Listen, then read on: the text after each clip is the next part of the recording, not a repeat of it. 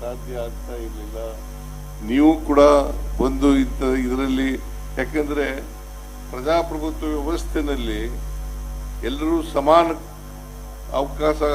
ಸಮಾನ ಅವಕಾಶ ಸಿಗ್ತಕ್ಕಂಥದ್ದೇ ಅತ್ಯಂತ ಬಹಳ ಮುಖ್ಯ ಅಂತಕ್ಕಂಥ ಮಾತುಗಳನ್ನು ಹೇಳಲಿಕ್ಕೆ ಬಯಸ್ತೇನೆ. ಈ ಅಸಮಾನತೆ ಹೋಗ್ಬೇಕಾದ್ರೆ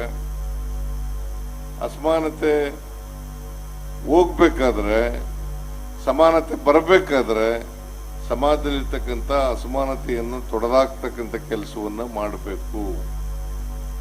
ಇದನ್ನು ಮಾಡಿದಾಗ ಮಾತ್ರ ನಾವು ಸಮಾಜವನ್ನು ನಿರ್ಮಾಣ ಮಾಡಲಿಕ್ಕೆ ಸಾಧ್ಯ ಆಗ್ತದೆ. ಇಲ್ಲದೆ ಹೋದರೆ ಕಷ್ಟ ಆಗ್ತದೆ ಅಂತಕ್ಕಂಥ ಮಾತುಗಳನ್ನ ಅನೇಕ ಐತಿಹಾಸಿಕ ಘಟನೆಗಳಿಂದ, ಚಾರಿತ್ರಿಕ ಘಟನೆಗಳಿಂದ ನಮ್ಮ ಸಮಾಜದಲ್ಲಿ ಅಸಮಾನತೆ ಇದೆ ಅಂತಕ್ಕಂಥದ್ದನ್ನ ನಾವು ಅರ್ಥ ಮಾಡ್ಕೋಬೇಕಾಗ್ತದೆ.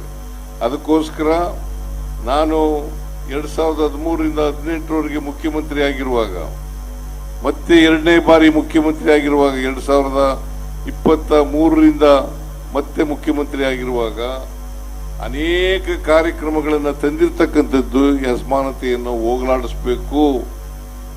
ಅಸಮಾನತೆ ಹೋಗದೆ ಹೋದರೆ ಜಾತಿ ವ್ಯವಸ್ಥೆ ಹೋಗ್ಲಿಕ್ಕೆ ಸಾಧ್ಯ ಇಲ್ಲ. ಜಾತಿ ವ್ಯವಸ್ಥೆ ಹೋಗಿ ಎಲ್ಲರೂ ಕೂಡ ಸಮಾನ ಅವಕಾಶಗಳು ಸಿಗ್ತಕ್ಕಂಥ ವ್ಯವಸ್ಥೆ ಜಾರಿಗೆ ಬಂದಾಗ ಮಾತ್ರ ನಾವು ಮುಖ್ಯವಾಹಿನಿಗೆ ಬರಲಿಕ್ಕೆ ಸಾಧ್ಯ ಆಗ್ತದೆ ಅಂತಕ್ಕಂಥ ಮಾತುಗಳನ್ನ ಈ ಸಂದರ್ಭದಲ್ಲಿ ಹೇಳಲಿಕ್ಕೆ ಬಯಸ್ತಾ ಇದ್ದೇನೆ. ಅದರಿಂದ ನಾವು ಅನೇಕ ಕಾರ್ಯಕ್ರಮಗಳನ್ನು ಮಾಡೋದು. ಈಗ ನಾನು 2013ರಿಂದ